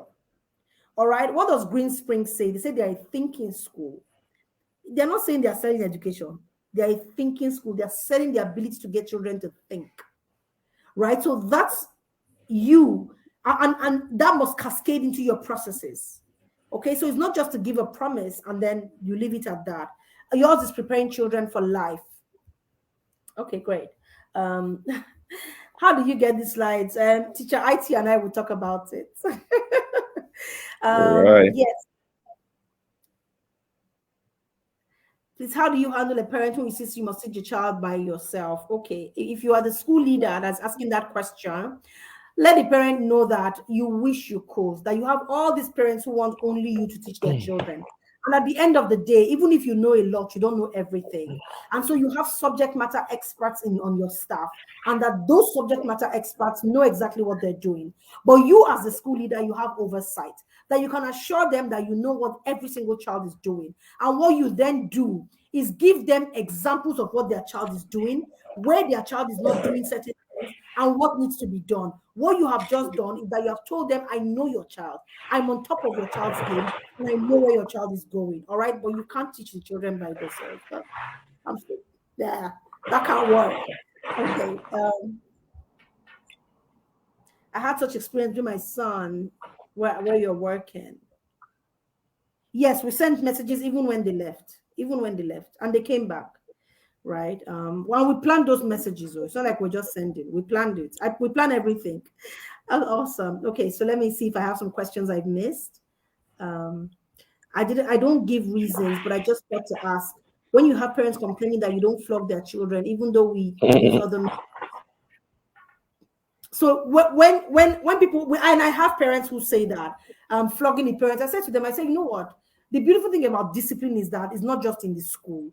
The school has discipline, the home has discipline. So I would suggest that maybe at home you can incorporate flogging, but for us in school, because we are educators and we understand child psychology, we know that flogging is behavior modification. And we don't want to modify your child's behavior. We want your child to understand what they're doing, why they shouldn't do it, and change from the inside out. So for us, it's not just about corporal punishment. It's how do I get your child to think about this thing and not do it again? If I flog the child and the child gets used to flogging, what have I gained? Nothing, right? So that's something that we do with them. But I, as the school leader, there are times where I flog, but I'm the only one that is allowed to flog. And before I do that, we'll actually send a message to the parents and say, but it's not even flogging, I spank. I spank them, not flogging. I don't use flogging at all. All right, but we'll send a message to the parents. I like the way you use words. we send the message to the parents and let them know Miss Keke is just walked into the class and saw your child doing this, and Miss Keke is going to discipline your child. So if your child comes home and says that Miss Keke did this, she did, you know, and that's why you can schedule a meeting to come and have a conversation with her if you want to, but none of them have ever scheduled that meeting. Yeah. Okay. Thinking school. All right. So these are differentiation, communicating your differentiators. Yeah. So can we go to the next slide? Let me try and stick with this slide. I have notes, I have slides. So I'm moving between both. I'm admiring the slides. Please scroll down. Yes, your brand story, right? So that's something that we've already talked about. Who are you? Why are you in business? What are the things that you want to do? Why are you wanting to do those things? Those are your brand story. Where did it come from? And you, what, because those things are what makes you who you are today. And that's what builds authenticity and helps you stay consistent. So that's something that is very, very important. Another thing, can you move to the next slide, please? Another thing that I wanted to talk about is, yeah, we'll talk about, I love this one. Another thing we will talk about is your customer journey. Right before certain parents came to your school, what had they experienced before wanting your school? That's a question you need to be able to answer. Okay. And you can have multiple scenarios for this. All right. And in having those multiple scenarios, when you are having your parent meetings, you can kind of slot them into those positions. And that is what helps you when you are talking to convert them from somebody who just came to visit to a potential parent. Okay, if we had a parent, for example, who, and we're talking about like, oh, so why do you want to leave your old school? Have you spoken to them about the problem? They'll say, I mean, I've spoken to them. They don't like to listen. Already, these are parents who like to give feedback and who want to see that their feedback is used, right? So for us, immediately we'll be like, oh, really? Okay, you know what channel of communication did you use? Because for us in our school, we use this, because it's important for us that we not only document your complaint or your suggestions, but we also try and use them. But it's not all the time that we can use them. You know, we let them know from the very beginning so that we don't have that problem with them later. Okay, so that's something that is very, very important. So you must know where they're coming from before they got to you, so that you are sure that they will not leave you and continue that journey with somebody with somebody else. Competitor analysis. I wanted to talk about this. So a lot of times, right, we focus so much on the competition. And when you focus too much on the competition, you become responsive to what the competition is doing, and that's problematic. There are 4 types of competition I say people should, that we have generally. The first one are people that are way out of your league. That's you're wondering, where will I reach this place today? You know, those ones, they're aspirational competitors. I want to be in this place in the next 4 years. And that's fine. Leave that competition alone. Don't bother with it. There's one that you have gone past. So I've talked about the top level. There's one that you have gone past. So let me do my fingers like this so that you can see my fingers. There's one that you have gone past. Don't pay too much attention to those ones as well. Just focus on, try and see what they're doing so that you can keep staying ahead, but don't spend time looking backwards, okay? Back is a place of reference. It's not a place of residence. So move forward. The second type is one where you are on the same level with. This one that you're on the same level with, what you want to do is know what they're doing. And what you want to do is benchmark against the one that is just ahead of you so that you can leave this second one behind, because you are pulling and drawing wisdom from this one ahead of you. Okay? So that's how I use competitor analysis. I don't sit down and say, what are they doing? Let me do it. Very soon my nose will be on my forehead. My eye will be on my ear, because I'm looking at what somebody else is doing, not necessarily what I should be doing. Okay? So that's how I use competitor analysis. Can we go to the next slide, please? Okay. Yes, so these are sample parent surveys that you can use, you know, because I remember I talked about collecting data from parents. So these are like sample surveys that you can send to the parents, and then that way you can begin to think about what somebody is asking if they can watch this over and over again. Teacher IT. Yes, it's going to be saved up. We have actually a closed group called Inner Circle. We have about 800 school leaders there. So what we do is that we have a library where we have some of this saved for future reference. So once they're part of that, they have access to it. I need to come and advertise my December training in your group. You are open. So Well, I mean, we can talk about that. that's fine. So parent meetings are important, but should you as a school leader take all parent meetings? Not necessarily. I can't remember the last time I had a parent meeting, to be honest with you. I can't remember the last time. Because like I said, I developed my team, and because I don't want to be the center of the school. So I should have said I wasn't going to do this meeting because I had laser eye surgery yesterday. So as I'm Wow. speaking right now, I'm actually in a bit of pain and I'm very uncomfortable. But because I Wow. promised I was going to do Wow. this, that's why I'm doing Wow. this. Thank you. Right? Thank you. Thank you. But Thank you. imagine that I was at the middle of everything that happens in my school. I will not have even been able to do those things. I will not have even known that I needed to do it because the school sucks you in. So beginning to trust your team. And that's something that I'm going to be talking about in my December meeting, right? You need to learn how to build your team as a school leader so that you are strong. Because if anything ever happens, then you're like a sitting duck, right? So that's something that is very, very important. Can we go to the next slide, please? We're wrapping up now. So I mean, these are. Can you go to the next one? So I mean, we have been. Yes, the back is a place of reference, not a place of, not a place of residence. Please don't make it your place of residence.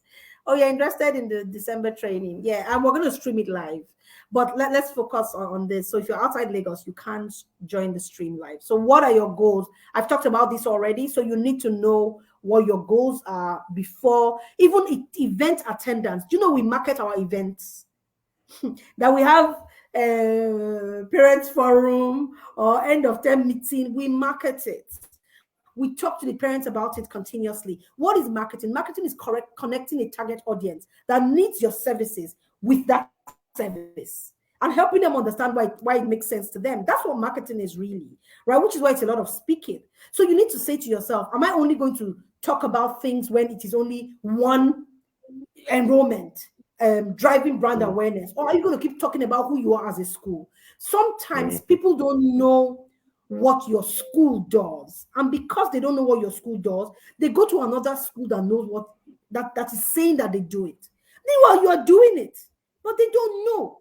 So you need to learn how to, and that's what I talked about, optimizing the value chain. When you know who your audience is, next slide, please. When you know who your audience is, right? Next slide, teacher IT. When you know who your audience is, then you know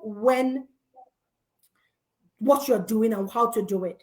And I would like to say, make it measurable. Okay. So if you want to have an increase in enrollment by 5%, what are you going to do? What are your current numbers? In this class, what is 5% in this class? What does 5% translate to for your bottom line, which is your money? Like I said, I'm not talking about budget, but I always take everything back to budget because financial management is such a big deal in any school, right? And so you must be able to take it down to the naira and kobo of it. It's extremely important because of course you're going to spend money, which is why I say client retention is cheaper than client acquisition. Spending time, money, effort, trying to attract a new person is cheaper, right? To just keep the one you have and be praying that they should be giving birth every 2 years so that all the children will be coming to your school, and then they can talk about your school to their friends as well. So it's actually easier to retain the clients and not say, hey, another parent will come. Don't try and get the parents to come in. Try and keep the ones that you have whilst attracting new ones. So these are things that to develop a newsletter with 40% readership, right?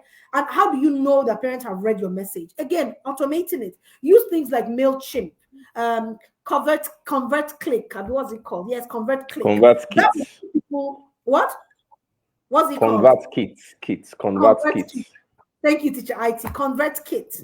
So what you need to do is say to yourself, what is this thing that I want to do and how do I make it measurable? If you cannot measure something, it's not getting done.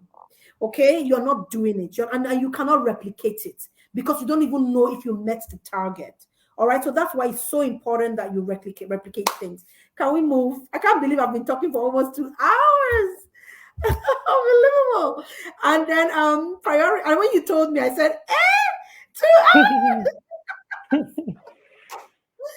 hours. Wow.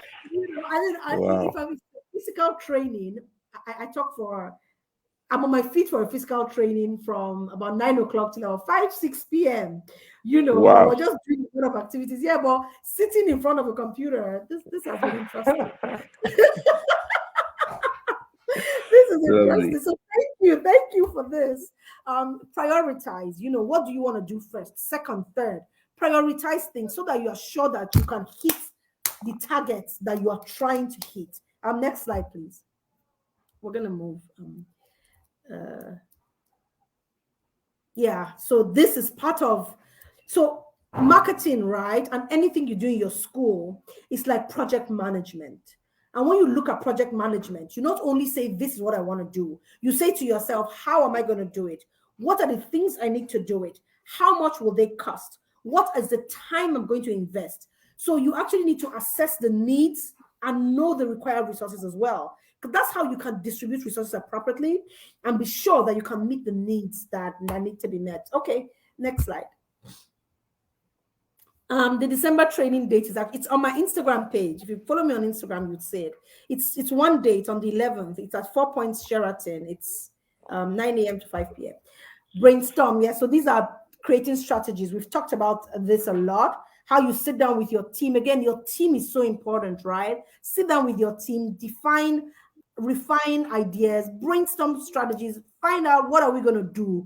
What is the area where we have the lowest enrollment? Why do we have this lowest enrollment here? Okay, you know what, let's do something about this. Because you don't have all the answers. But if you're not talking to people who may have the answers, then it's almost like you're walking blind. Can I have the next slide?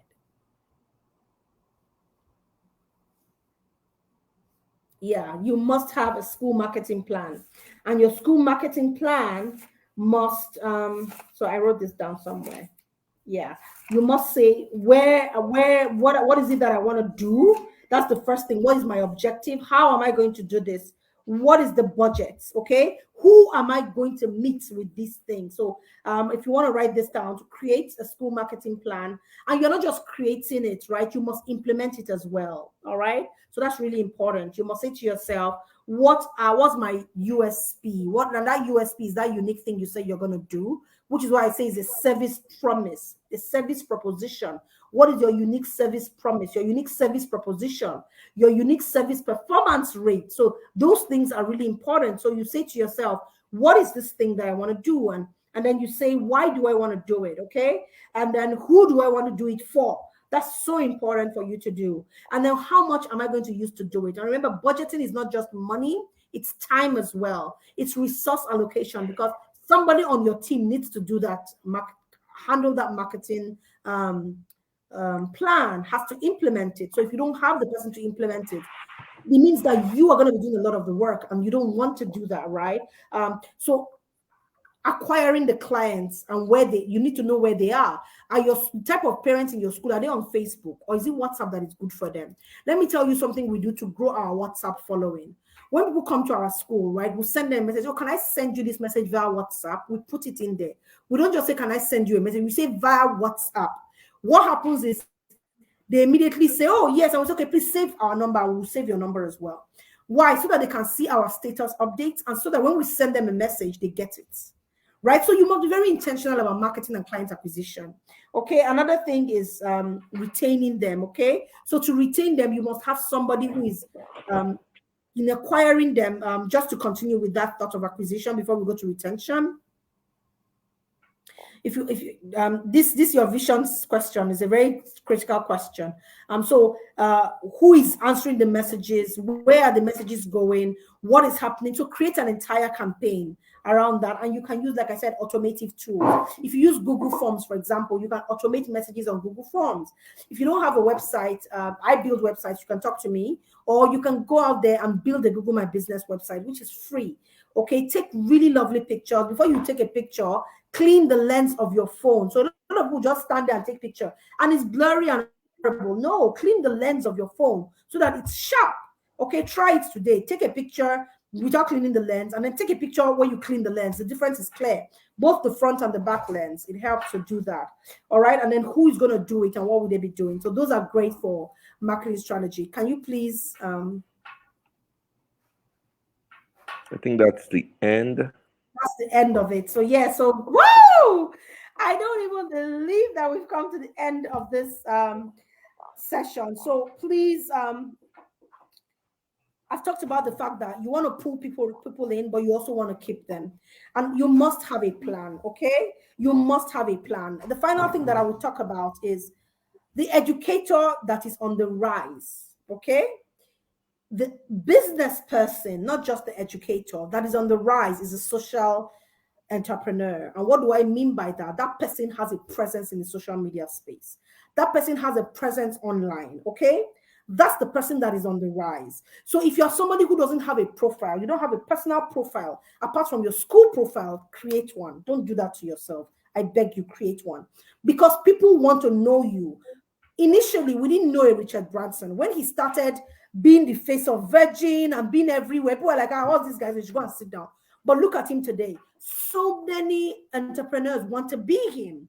They're actually copying that model because guess what? That is where people are going to today. All right. So you need to create a blueprint for yourself and say, how do I want people to see me beyond just my school? As an individual, as a thought leader. The only reason why Teacher IT called me to have this conversation is because he said, oh, you know what, this woman is making sense and she's approachable, okay? If not, he might not have come to me at all and you might not have this session with me today, okay? So it's really important that you become somebody as well. Become somebody people see, people look up to. What is your LinkedIn page saying about you? Do you have a personal profile on your WhatsApp, on your Instagram, right? All of those things are extremely important and you need to begin to think about it because beyond just your brand, people want to identify with the brand owner and that's extremely important, right? Thank you so much. So two more questions and then I can hand over back to Teacher IT. Somebody says, is it wise to open a school WhatsApp group? So some of the schools that I consult for, they have WhatsApp groups, but they lock it. So it's just for information, okay? So nobody can post, only admin can post on that. Yeah, you guys need to say thanks to Teacher IT. He was amazing. Here. So they don't post on the WhatsApp group. Nobody can post except admin. Other people, including myself, we have a broadcast list. We don't do WhatsApp groups, we do broadcast lists, okay? But that's still using WhatsApp. Some other people are able to manage it and they have people who comment, which is fine. So it really depends on the resource you have in managing that. So purpose follows function, form follows function. The purpose of a thing will follow the function for which you created it, okay? So what is the function? What is the purpose? If the good outweighs the bad, then maybe you don't want to go there. But if you feel you can manage it, then, oh, please go ahead. I didn't think we could manage it, and so we stopped. Even though we started it, but we stopped it because we couldn't manage it. And again, we sent a really nice question. Because of this is always something to say, and we ended it. So there's somebody else that said, what if your team is... facilitator for the question, ma? What? So for the WhatsApp question. Okay. So continue. You want to answer it? No. The facilitator tomorrow morning will be discussing extensively on WhatsApp. Okay, guys, so you've had it, right? Somebody's coming tomorrow to talk about WhatsApp to you. So let me just shut up. Somebody says, what if your team is not seeing the vision you have? So a lot of us are school leaders, right? Our vision lives in our head. You need to make your thinking visible. We think we have said it, but we haven't. And that's why I like to work with school leaders because I feel them. I'm a school leader, but I'm also a business person because before I came into education, I worked in so many other industries. So I know how to create those structures, right? Sometimes it's living in your head, but you assume that people will know. People don't read your mind, right? So you're going to have to clarify it and say it. And then you cannot say it in the way that you understand. So it means that you must look at your team and say, who am I saying it to? And how will this person understand me? Because if you have said it in a way that they do not understand, they're never going to get it. And they'll be so frustrated. And there's also something called coaching and mentoring and handholding within the team. So how much of that is happening? How much delegating are you doing within the team? If you go on my website, okeinfo.com, just my name minus the Ajayi, okeinfo.com, I have a free tool. It's for delegating. Once you go there, go to freebies, download my free delegation tool. It's an ebook, and then there's a YouTube video attached to it. read it. It would help you with delegating, right? And passing across that message in your head and ensuring that your team can actually begin to work with your vision. Okay, not outside of it. It takes time. Every single process takes time. But the quicker you start, the quicker you can get people to where you want them to be. Let me see if I have any other questions. All right. So I think that's it. Thank you all so much. Thank you, thank you, thank you. Thank you. If you want to see me on Instagram, my two names together is my Instagram name, Okenfo Ajayi. That's me on Instagram. That's me on Twitter. That's me on LinkedIn as well. Teacher IT, thank you so much. So back to you. Wow. All I can say is wow, wow, wow. Wow. Thank you for giving us the audience. I've just been, first of all, the slides are amazing. They're so beautiful. Maybe I'll come and learn how to create such slides from you.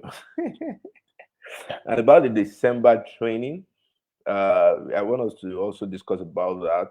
We will come up live again purposefully because of that, and get a whole lot of people to be a part of that. I love, partnering. I and have I've followed you for quite a year. I have just 15 seats actually.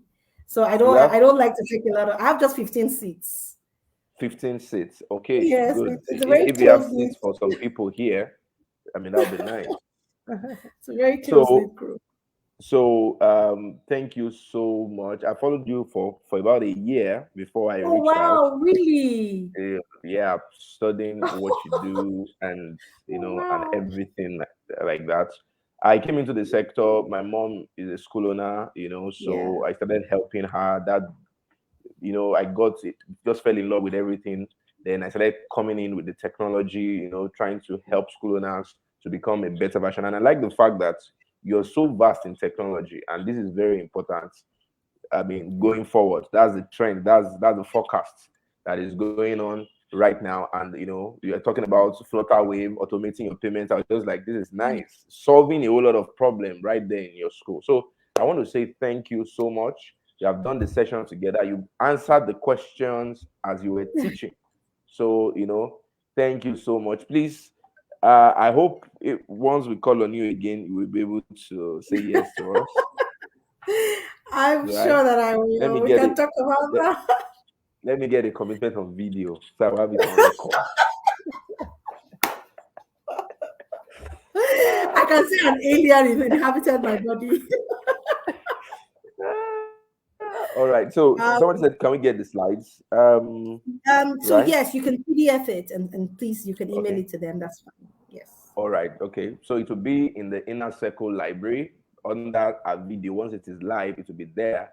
We'll be able to access the video and the slides. This is 2 hours of pure gold, of pure value. We had there was a time we had 126 people hooked on live. A whole lot of people are going to see this, and this is wonderful. Wow. So thank you so much. I really appreciate your contribution, and I know that there will be more partnerships between us. Thank you very much, Ma.